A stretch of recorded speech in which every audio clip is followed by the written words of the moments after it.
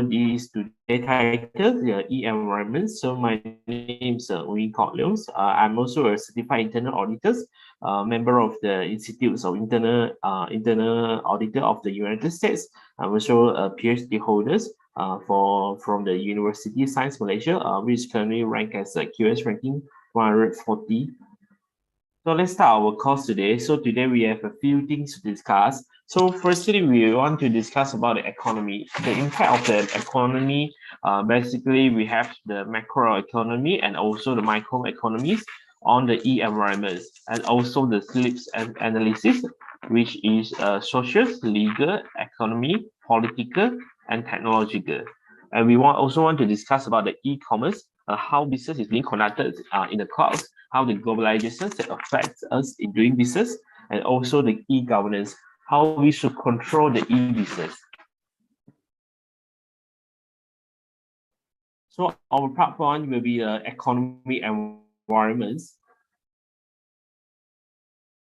So as you can see, this is a very basic framework about macroeconomy looks like. So I think most of us, we also know that macroeconomies, they can be separated into two different types, which is the macroeconomy and also the microeconomy.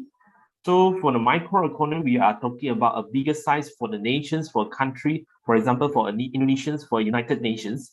So this is all under the macroeconomy. So if for the, let's say if for the microeconomy, we are talking about the household, we are talking about the households, a smaller entity. So for example, whether you want to buy something or not, it will be, let's say that if you want to buy something, say is let's say if you want to buy something, whether you want to buy a handphone or not, whether you want to buy a milk or not, that one will be fall under the microeconomy. But however, if a country they want to make a decision whether they want to print more money, whether they want to increase the inflation rates, whether they want to increase the exchange rates, they will all fall under the macroeconomy. So basically, the macroeconomy is defined as a branch of the economy that deal with the structures, performance, behavior, and decisions making of the whole or aggregate economy. So there are two main areas of macroeconomy research, which are on the long-term economic growth and the short-term business cycle. So as these definitions that we can see that actually economy that deal with the whole structures, the whole purpose of the countries. So these are definitions. So macroeconomy is a branch of the economy. So because economy, they can be separated into the macroeconomy and also the microeconomy, and it can affect our own decision making. For example, just yesterday it happens, the Bank Negara, the central bank of the Malaysia, they decided to increase the inflation rates. They decided to increase the interest rate. So it means that the people who are getting the loans are going to be charged with higher fees. So you need to pay more just to get the loan. You need to pay for the higher interest rate. So all this will fall under the macroeconomy. The two main areas of macroeconomies are long-term economic growth and also the short-term business cycle. So there are very two main crucial purpose of having a macroeconomy. For one is to sustain a long-term economic goal. We want to ensure that a country is having sufficient number of the figures. We have a good number of the GDPs. We can ensure that our business, our country is moving to a better future.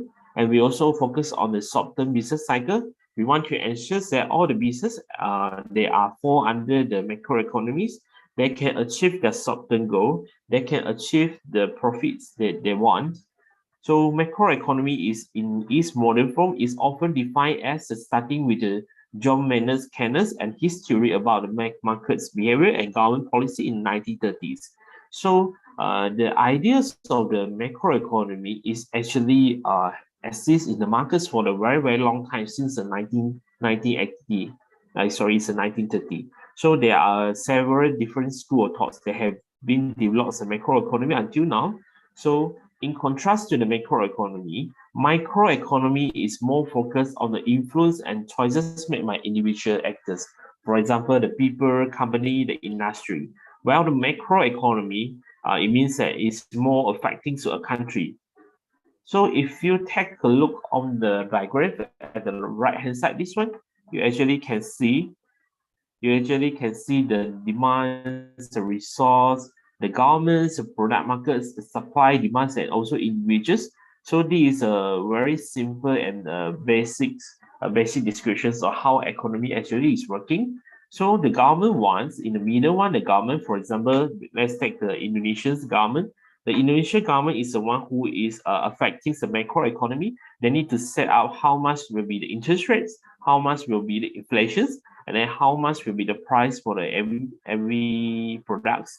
So if you are the individuals or you are the products markets, if you are a business or you are a resource markets, you are considered as a microeconomy. You are basically dealing with the supply and demands and the resources. So actually, if you take a look of this macroeconomy and microeconomy, it's not only affecting the physical business, it's also affecting our e-commerce, our electronics environments in doing business or through online. For example, let me take a very easy example. With the COVID-19 that it came, a lot of businesses started to do the shift their business to the online. Why? Because the macroeconomy shows that the physical business is not doing well. So a lot of the businesses they have to choose to survive. So they shift their operations and shift their sales and marketing to online rather than staying in the physical. And a lot of the physical store they actually close their business as well. So this is how macroeconomy can actually affect the e-environment. So just now we explained about the macroeconomy. Now, so we have the microeconomy. So the microeconomy is referred to the environments that which is in direct contact with the business or in organizations that affect the routines activities. So just now like I said, when you have the COVID-19, so a lot of businesses the the impact of the COVID-19 is macroeconomy. Well, for the micro, have to shift their business to online to survive. So the micro, we can call it as the internet environments or task environments. So it means that when you are doing the business, going through the online, the internal environments and also the task environment is still exists. It's just that you are shifting all the operations from physical to online. The micro environment is a collection of all these forces that are close to the firm. These forces are very particular for the said business only, and they can influence the performance and day-to-day operations, but for a short term only. So if the business they have decided they want to go for the online, so they are actually going to get affected by the e-environments, by the electronic environments. So because of the microeconomics factor and also the microeconomic factors, so many businesses they have no choices. They have to move themselves to the e-environments in order to survive their business. So this phenomenon is being more significant, and you can actually see a lot of this thing happens during the COVID-19. So you can see a lot of business right now. No matter they are selling the honey or they are selling drinks or they are selling skincare, a lot of them they are actually shifting to the online. So if you realize that now even a lot of the K-pop star now they start to sell the album through the online rather than just distribute to the physical store. This is because of the COVID-19. A lot of the physical store they have been closed down, and also a lot of the business they cannot sustain. So actually, when you shift to the business to the e-environments, to the e-commerce, it actually help you to save a lot of costs. So the environments is also need to have the supplier, the competitor, the marketing intermediaries, and customer and firm itself. So it's actually same as a physical environment. It's just that you don't have a physical store. For the e-environment, you also can get a supplier through online. You also, for example, if you are doing a business in the Indonesia, so you can actually get a supplier in China to supply some drinks, some coffee to use, or some coffee bean, Chinese tea. So all these supply actually can be sourced online as well, because of the COVID-19. And also through the e-environments, you also have your own competitor. So basically, you may not be the only one who is selling the same thing. So for example, if I'm going to sell a Chinese tea in let's say Shopee and Lazada, I remember in Indonesia, you guys still have the Tokopedia, right? We with this kind, let me take a Shopee lah. So if I want to sell a Chinese tea in the Shopee, so I get my suppliers through the online for a China supplier. So I also have my competitor in the Shopee, which they are also selling the Chinese tea in Indonesia. So we also have our own marketing intermediaries. So I can go for the online chats. I can go for the online video, a live video. I can put up a lot of the marketing videos to the customer. So my customer, they are all also online. So basically, all the e-environment is saying that if you are shifting all your physical things, you are going to do this in the cloud. So there are differences, basic differences between the microeconomy and the macroeconomy. So the microeconomy is defined by the nearby environments in which the firm operates, while the macroeconomy is considered as a general, the more surrounding environments, a bigger one. But if you are actually working in the e-environments, the impact of the microeconomy is going to be decreased because you can get the customer not only for the Indonesia, you also can get the customer for the Malaysia, for Singapore, for the United States. You also can get it from the British. So once you are doing your business, moving to the e-commerce, you actually can save a lot of costs, and also you can reach to different types and from the different locations of customer.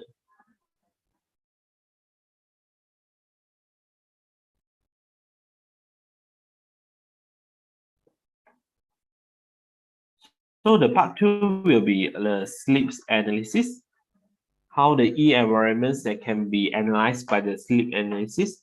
So we have the social factors, we have the legal factors, we have the economic factors, the political factors, and also the technological factors. So for the social factors, it's about the health consciousness, education levels, population growth, sex distribution, and social classes. So if you are doing in the for your business in the e-environments, a lot of times that you are not only affected by the social factors, but not only in the Indonesians, for example, you also can be get affected by the social factor from the other country as well. The legal factors includes the law such as antitrust law, discriminations, intellectual property, consumer protections, employment law, regulatory mechanisms. So the legal factors of doing business is still maintained no matter you are doing the business in a physical or going through the e-environments. However, because this one e-environment is still considered quite a new things. It's research is only blooming for the past few years. So a lot of the countries they don't have a very good and very comprehensive legal to regulate the environment. For the economic factors, just now we have explained we have the about the gold rates, the inflation rate, the interest rate. So all these economic factors that can actually affect how we do business, not only physically but also in the e-environments. Let's say, for example, if today you have a very high inflation, so people are selling the thing is very high. For example, you maybe get a coffee beans around the 5 ringgit, or you get it at a $5. So due to the inflation, is the price is increased to the $10. So with the e-environments, it actually can help you to combat with the inflation rates. So your inflation won't be going that high. Maybe you can get about $8 or $9 in the internet through the online business. Because you don't have a physical store, you actually can save a lot of the cost of the rental. You can save a lot of cost of the human resources. You can save a lot of different type of the costs. So the other factors also they can be the political factors, including the government policy and also interventions in the economy, the government stability, the trade law, consumer protections law. Because of the government changing on the government policy, a lot of times it's not only going to affect the physical store, it can also affecting the online store. For example, previously and maybe some of the country they don't implement the tax on the online sales. But due to the COVID-19, a lot of businesses are shifting their sales to online. So the governments can be implementing a higher tax on the online sales. So once you get a higher tax, your product price is going to go up. So there's also is going to affect how you are doing business in the environments. Last one will be the technological factors. So technological factor includes research and developments, R&D activity, technological incentive, the of the technological changes, infrastructure level, and also access to technology. So due to the technology advancements, as usual, most of the business you are getting more convenience. You are having less manpower, less employees to work for you, while you are relying more on the technologies. Like previously, you have to conduct your business in the physical store, but right now you only have to do your business in the Shopee. You can do it on the any of the online sales platform. You also can create your own platform for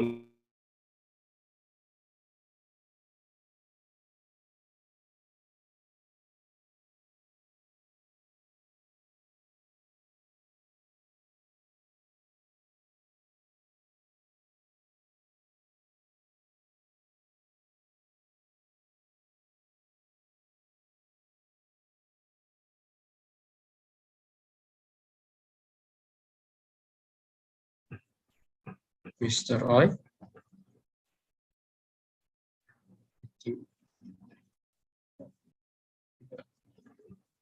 if we have a connection problem, I think.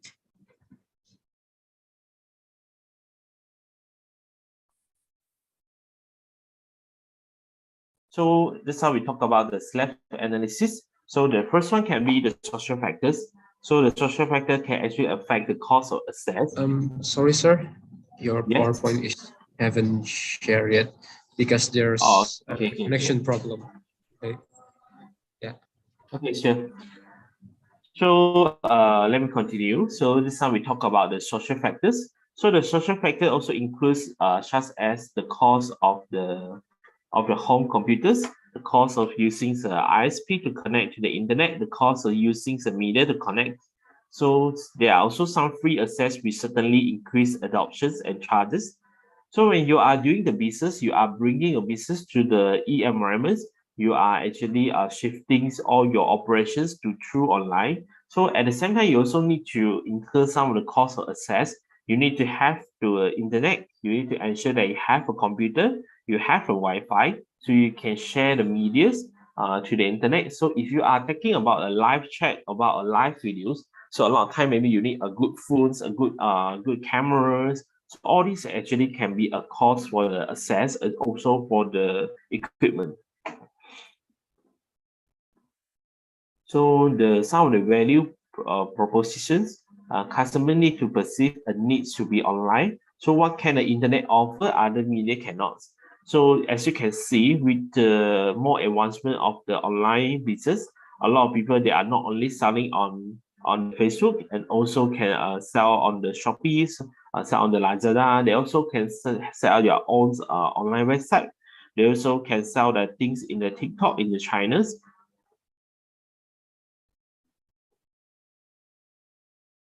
So the third one will be the easy of use. So this increase the ease of first connecting to the internet using the ISP and the ease of the web once it is connected. So for the social factors, we only need to consider whether is it convenience to use or not, is it user friendly. So for example, if the customer they want to buy the things in the online, they want to make sure that they can make their payment easily. So they also can buy the things in just a few clicks. You don't need to go through a lot of process. You don't need to verify a lot of your information. So it can actually save a lot of time. And it can also help the customer to make the decision quickly so they can buy the thing easily. So the fourth one will be the security. So the fourth one will be the security. So while this is only in a reality, a problem for those who shop online, the perceptions generated by news story may be that if you are connected to the internet, then your personal credit card details may not be secure. So it basically means that if you are having putting your credit cards or your bank account linked to the online platforms, sometimes it cannot, it is not really that secure. For example, the system can be hacked, and then the hacker can get your information of your credit cards. So once your credit card information is being leaked out, once your credit card information is being leaked out, so that the hacker can use your personal information to buy other things, so your money can be wasted. And that's why when you are doing the e-environments, the security is not that high as a physical store. So in a physical store, you can have a CCTV, you can have a warning alarms, you can set a lot of securities, or you also can hire a security to help you to take care of the property, take care of the store. But when you are doing a e-environment business, when you are shifting your business to online, when you are doing sales online, a lot of the times that the platform security can be a problem. So a lot of times they can be hacked. Even for the mobile banking, it happens in Malaysia. Actually, it happened just a few months ago. One of our Malaysians, a few banks that are being attacked by the hacker. So some of the user personal information, such as their credit cards, bank account information, is being leaked out. So it's actually created a lot of fuss. Also, the Central Bank of Malaysia need to come up and also make a statement to make clear that they need to improve their cyber securities if they want to keep on pushing the mobile banking. So if they want to keep on encouraging the consumer to use the online platforms, they need to ensure that the security is being taken care. So for a security, it will probably take many years for this fear to diminish and using the internet, because a lot of times we are very difficult to trust people that we don't know just to buy things online. A lot of times we are looking at the reviews, but on some of the platforms, the review of the products or review of the shops also can be a fake ones.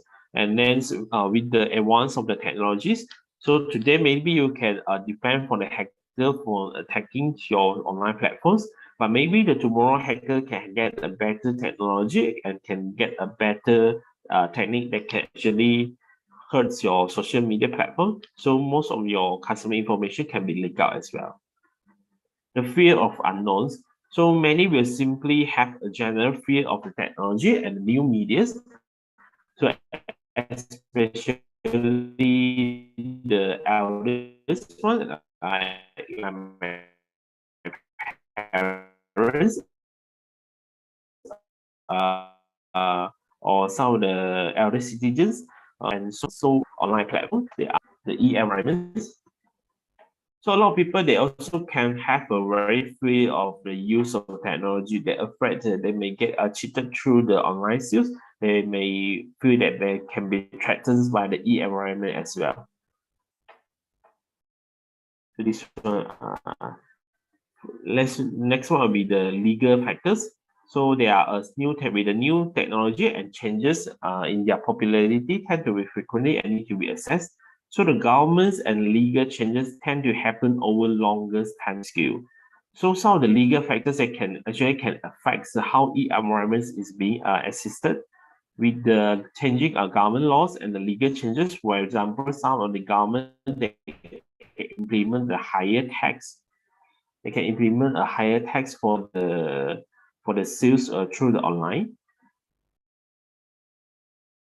So the legal factors are most important issue for the e-commerce manager to address.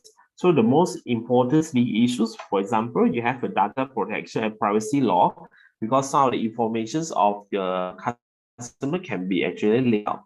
So you need to have a privacy and data privacy.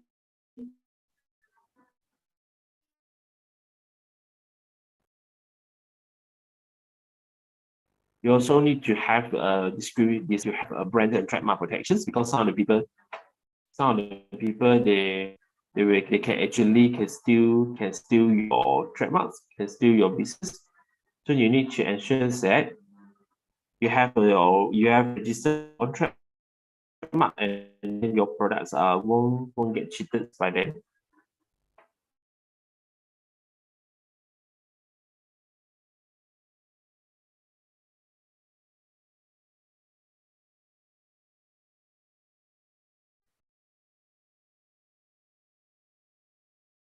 So with the intellectual properties, you need to ensure that you have registered intellectual properties. All the products, trademarks, the process are being protected.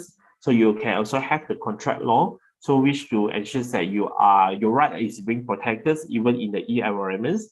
So in the e-environments, you need to ensure that not only you need to ensure that your right is being protected and you have a lot of the law to back up you to do the business. So it's not like when you are shifting your business to the EU environments, you no need to take care of the business. You no need to care about the law, the regulations, and the new rules. You actually still get affected by all these law and the legal factors. So the part three will be the e-commerce and the globalization. So basically, there are few types. There are a few types of the e-commerce. You have the business to business. You also have a business to consumer, consumer to consumer, consumer to business. So, for example, if you are doing a business online, you can sell your product not only for the customer yourself. You also can sell product to the other business. So, for example, if I'm a supplier in the China, I want to sell a Chinese tea.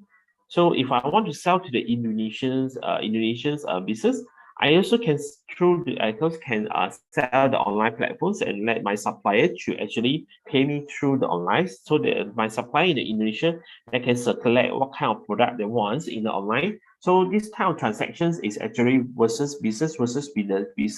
So we call it as a B2B e-commerce transactions. We also have a second type is a business to customer. So this one will be a simple one. It's mostly that you can find in the Shopee, Lazada. So a lot of the businesses set up their account through the e-environments. So they set up their online. So they set up the business through the online. So they are selling to a normal customer like you and me. So basically, this side we call it as a B2C. So it is a business to customer types of the e-commerce. So the third one will be the consumer to consumer. So this one, it will be more familiar in the Amazons or more familiar in the eBay. So you can be actually a consumer. After you buy the product, you can actually sell to other people. So if you don't want the product, so for example, in the eBay is a very common one. Maybe I have a car that I want to actually sell it for a second hand, so I can have the bidding process in the eBay, so I can set up there, so I can sell to another customer. So basically, I'm a customer of the car, so I also sell the car to the another customer.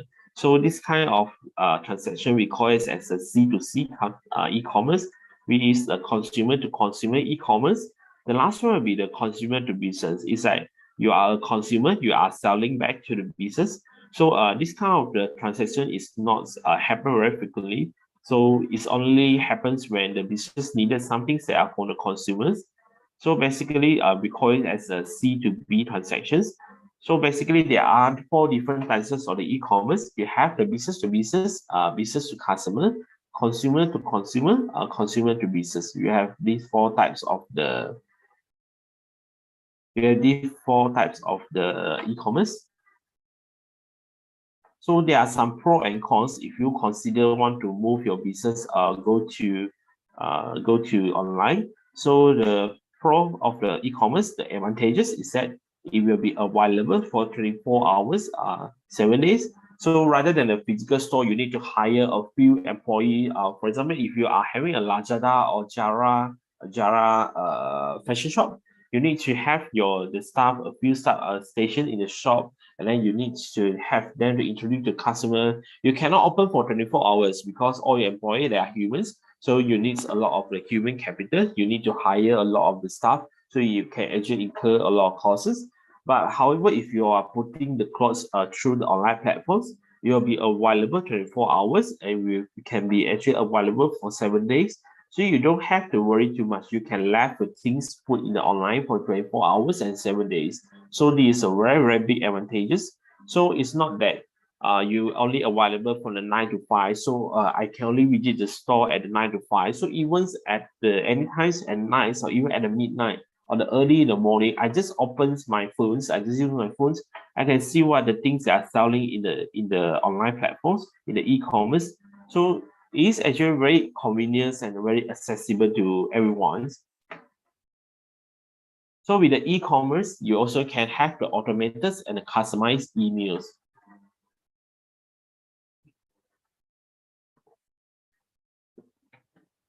So with the e-commerce now is getting more and more advances. You actually can let the automated and the customer emails that can answer the customer questions easily. So you can actually filter out a lot of the general questions being asked by the customer. You also can let the customer to be no need to worry too much because you are actually replying to the emails so that they can get a very quick feedback and quick response from the business. So this one is a very good advantages compared to a physical store. Well, if you are doing a physical store, you can't actually reply to customers so immediately. It's not like I ask how much is this is this Chinese tea, and they will actually send me the prices. It's not like that for the physical store. So I will need to go to the store and then to make sure that I can ask the price on the spot. So for the procurements, it also become the faster, transparent, and also cheaper. Because with the e-commerce, a lot of things are being moved to online. So your supplier can actually move to online as well in the e-environments. So just imagine that you have a supplier, you have your customer, you have yourself, and as a whole circle of doing business through the online in the e-environments. So the process is become more faster, transparent, and also cheaper for the business to do. So the faster is that normally I need to travel to the places to see what kind of the products that I need to get, what kind of the things that I want to buy. But rather than traveling physically, for now I actually can stay at home and using my mobile, can open my laptop just to see what the product available and what are the quantity available. So it's actually faster for the transactions and it is more transparent because I can see what kind of products are available there and what kind of products are not available, how much quantity I actually left. So it can actually let me know how much quantity I can buy and what kind of things that I can buy. Rather than going there physical, some of the salesperson they forget this and that, or maybe they don't want to sell to you. If you are doing the business in the e-environments, it can actually become more transparent and also the cheaper because of the cost of the human resources, you don't have that much employee. You don't need to pay the rental for the physical store. So if you are doing the e-commerce, it's actually cheaper as well. But there are the some of the disadvantages over the brick and mortars. So we call it brick and mortars. It means that the physical store is just another name. So brick and mortars is also named as a physical store. So there are there are some of the disadvantages of the e-commerce. The first thing will be the unsatisfied order. Because due to the online platform issues, some of the orders that you cannot, it's hard to be customized if you are doing it online. And also some of the orders is not every time that you can satisfy. So sometimes may have a technical issue. For example, you have 10 clothes on that product, and maybe you already sold out 10 already, but the situation showing that you still have one product. So if any customer go and buy it, so you actually cannot deliver the product to the customer. So it can actually create an unsatisfied order. But if you are doing this kind of business in a physical store, you is actually more convenient. You just look at the closets, you just see how many stock you have. So if you really run out the stock, you just don't sell it to customer. So it can in this way, the physical store has actually more advantage. So the customer can also feel empty-handed. So because when you are doing this as e-commerce, you need the delivery and the courier shipping services to deliver the item to your house. So it can actually be a empty feeling for the customer if they don't get their product immediately. However, if they go to the physical store, they can actually just to grab the items. They can have the items to see on times. For example, if I want to buy kinds of the computer. So maybe I see online, I know that what kind of the specifications of this computer, how much is the RAM, how much is the pricing, what are the functions of the computer. So these are things I can see online. But if I want to see how clear is the screens, the pixel or the screens, whether it satisfies me or not, maybe I like to watch the YouTubes or maybe I would like to watch the Netflix. So or I like to watch a Korean drama. So I want a computer that has a very good screens, a very good pixels. So in this way, the physical store actually can give you more functions than the online e-commerce. And the last one will be the security and credit card frauds. So due to the disadvantages of the e-commerce, so a lot of times your security, your private personal information, your credit cards information can be leaked out. So the fraud can happen if the hacker actually use your personal information, go to subscribe for other goods and services. So it can actually cause you to lose money here.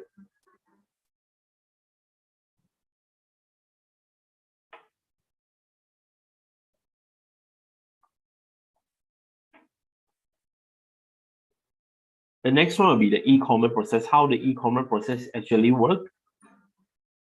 So this is just a simple diagram showing it. So whenever you are a seller, let's say you are a seller, you are doing an e-commerce. So the first thing is that you set up an online platform there, or you join the online platforms like Lazada, Shopee, and then you put your items go up to the Lazada and Shopee, all those kind of online platforms. So that one will be the first thing. And then once the customer orders the things at the online store, the e-commerce operators, they will receive the operations and then they will process. So they will process and you will actually receive a notification saying that your customer is actually buying items with you. So whether the customer has already made a payments, so you can check it through that. With this, you also can have your warehouse management system. For the individuals seller, most of the time you will have your warehouse at your homes or some of the warehouses. But in a very big business, for example, the Amazons, they collect all the products in their warehouse. So once they receive the order, so their warehouse will actually go and pick and pack all the items, and they will deliver it to prepare for the packing and the shipping it out. So after that, you will have a courier services company to pick out for you, and then they will be delivered to the customer. So this one is just a very simple and straightforward, easy way of explaining how is the process of doing business in the e-commerce in the e-environments. Actually, but right, actually you still have a lot of the operations. The problem is setting up the website design, how many products you need to put up, and how to take picture for the products, and then how to respond to the customer, how to ensure that the quantity is a tally with your current holding quantity. So all these things also need to be considered in the e-commerce process. So this figure is just a simple way of showing it. So e-commerce and globalization. Globalization refers to the move towards international trading in a single global marketplace and also blurring the social and cultural differences between countries. So with the globalizations, now like I mentioned before, you not only can get a product from Indonesia, you also can buy the product in the Korea, Japan. You can buy in from Singapore, from Malaysia, Thailand. You can buy anything very easily through the online platforms. Through the Shopee, Lazada, you can choose a lot of the different platforms because of the globalizations. So previously the globalization, if you want to buy a product from UK, or maybe you want to buy a product from Europe, so let's say you want to buy a machine, so you need to inform a writing email to the Europe countries and ask the company, and then you pay them through the international transactions. It will take weeks to complete that. Previously, you will take weeks to complete the transactions. So when they receive the payment, they still need to pack, and then you still need to courier items from Europe to a country. So the whole process is can actually takes let's say around 3 weeks to a few months. Sometimes it can go even to half a year also can. So with the e-commerce and environments, it actually speed up the globalizations, and you can actually have very close markets between the country. So right now, if you want to buy a K-pop album for Korea, you don't need to fly physically to go to Korea. You just go to the company platforms and you just click to make a payment online. So when they release the album, they can ship it to you in just 1 or 2 days, and then you can receive it just within a week or 2 weeks. So it's actually speed up a lot compared to the previous way. So the e-commerce and e-environments is actually can speed up the globalization process. So some perceive as a westernizations or the Americanizations because of this kind of globalizations. a lot of people, they actually start out from the Western countries. So it's not that we are actually becoming a more Western or more Americans. It's just that with the needs of the current businesses, and it is unavoidable, it is unavoidable that we have to move our business through the online to get more customers, to get more sales. So I will, due to times, I will save this one. I will not explain this one more.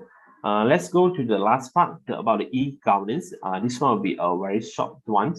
The e-governance, how the governance should actually be conducted to regulate, to control, and to monitor the e-environments.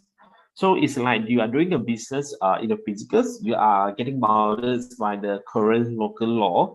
So you are need to take care of the shops, the local police, anything happens, you need to report. So same to the e-commerce and the e-environments, you still need a governance in the e-environment. So with the e-governance, we call it as the electronic governance or the e-governance applications on the information and communication technology, ICT, for delivering governance services, actions, or informations.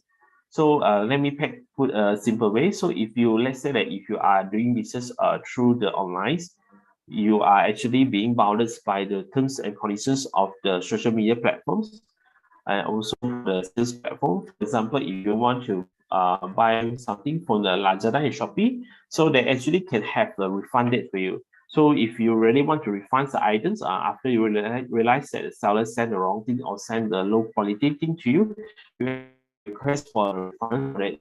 So all these things is being conducted through the e-environment. So we call it as an e-governance. So the social media platforms, they will be the ones who is acting as the e-governments to governance the e-environments. So anything happens through the e-environments, they will be settled by them. So this is a simple graph for showing the how the e-environments is actually being governed. So we have a customer who make the order. So you have a merchant's website. So once you make a payment, so they will go to the e-merchant pay processor. So this one will be settled by the bank. So with their bank of help, so they will actually make a transaction through the bank. So after the bank confirm the transactions, they will transfer the money to the business. So this is a simple way of how the e-governance is being conducted. So in the intermediaries here, you also have the social media platform. If you are using Shopee or Lazada, then you have a platform for them to be regulate all the transactions. So this is something I want to share with you is online platforms. So for example, this is a platform that I actually created during my PhD times many years ago. So it was one of the business of selling the goods products for the sport ones in internet. So actually created this one through a social through a website provider. So for now, if a customer they want to buy the things, they can just go to this kind of the merchant's website. So it is a way of selling products. So rather than going for the Shopee and the Lazada, so I'm not sure you have seen the Shopee Malaysia website one. I think more or less we will have the same design. So you actually have two ways of doing business. One is if you are doing this environment business, you also can attend all these Shopee, Lazada website. You can actually sell a product through the online, but at the same time, you will have a lot of competitor. But however, if you are some brand that are branded or you are some brands that have a very independence items, so you actually can sell the products through your own website. So this one will be the merchant website. So all the product will be here. So the process will be simple. You just buy the thing and then you just go to the checkout and you will see what are the things that you are buying, how much is being charges, and then this process will be set at the Shopee. So all the e-environments, they will also settle the transaction for you, the how much money you have actually paid and what are the orders you have already made. So they will make transactions and then they will ensure that the tracking is delivered. After it is delivered, so you can have the money actually paid to your business. So this concludes of our today a very short sections on the e-environments. Just a few key takeaways. So basically, e-environment stand for the electronics and environments. It basically means that we are moving our physical business to the clouds, to the e-environments to do business there. So most of the things we are actually doing business through the online is there are some of the advantages. So as a cost saving, you don't need to rent a places. You need to pay the renter. Have a lower cost. Well, at the same time, you also can have some of the problems that you cannot have a sufficient space for you to store the items. You cannot have the customer to have the in-touch experience of looking at the items. For example, buying a laptop, you wouldn't know that the pixel of the laptop does it fit your needs or not when you don't see the item physically. So they are the sum of the pro and cons, but however, with this, we still need e-governance or the we so-called as e-government to regulate, monitor, and control the e-environments to ensure that the e-environments is a secure place, a safety place for us to make transactions, for us to make a business, and for the customer to buy things safely. So that's all for the lectures today. Thank you. Okay, thank you so much, Mr. Oyakolo. Does any of participants have any question, maybe, that related to the course? Does anyone of you have a question? To Emia, Datif, Iqbal, Bobby, Amalia, Frejimson, Titin.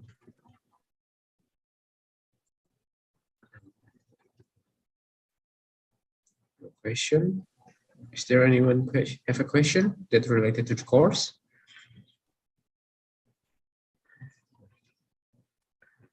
I think there's the question. Okay, so I think that's all, sir, for this session. For tomorrow, do you mind if the course start at 10 a.m., sir? Okay, no problem, no problem. 10 a.m. 10 a.m., yes. Because we have a Okay. Friday prayer for tomorrow, so. Oh, okay, sure, no Yeah. problem. It's okay. Thank you so much, sir. Okay, I see you I guys think tomorrow. that's, Thank you. yeah. Okay, thank you. See you Yes. tomorrow. Thank you for the lecture, and I will end this Zoom meeting. Thank you so much. Wassalamualaikum warahmatullahi wabarakatuh.